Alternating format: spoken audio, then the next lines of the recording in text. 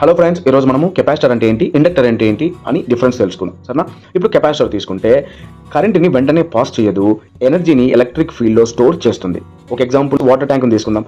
నీరు పంపు ద్వారా వచ్చిన వెంటనే ట్యాప్కు రాదు కదా, ట్యాంక్లో స్టోర్ అయిన తర్వాత స్లోలీ రిలీజ్ అవుతుంది. ఇదే పనే కెపాసిటర్ కూడా చేస్తుంది. ఓకే, ఇప్పుడు ఇండక్టర్ని చూద్దాం. ఇండక్టర్ దీనికి పూర్తిగా వ్యతిరేకం, అంటే పూర్తి రివర్స్ అనమాట. ఎనర్జీని ఎలక్ట్రిక్ ఫీల్డ్లో స్టోర్ చేయదు, అంటే మ్యాగ్నెటిక్ ఫీల్డ్లో స్టోర్ చేస్తుంది. ఎగ్జాంపుల్ ఫ్యాన్ తీసుకోండి. ఫ్యాన్ని స్విచ్ ఆఫ్ చేసిన తర్వాత కూడా ఫ్యాన్ కొద్దిసేపు తిరుగుతూనే ఉంటుంది కదా. ఇది ఎందుకు తిరుగుతుంది? ఇండక్టర్ వల్ల తిరుగుతుంది. అంటే కరెంట్ స్టాప్ అయినా స్టోర్డ్ ఎనర్జీ వల్ల మోషన్ కంటిన్యూ అవుతూనే ఉంటుంది. ఇంకా సింపుల్గా చెప్పాలంటే కెపాసిటర్ అంటే ఏంటి? ఛార్జ్ని హోల్డ్ చేస్తుంది.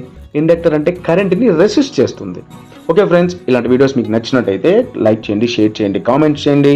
అండ్ ఇలాంటి వీడియోస్ ఇంకా మీకు కావాలి అనుకుంటే సబ్స్క్రైబ్ చేసుకోవడం మాత్రం మర్చిపోద్దండి. Thank you.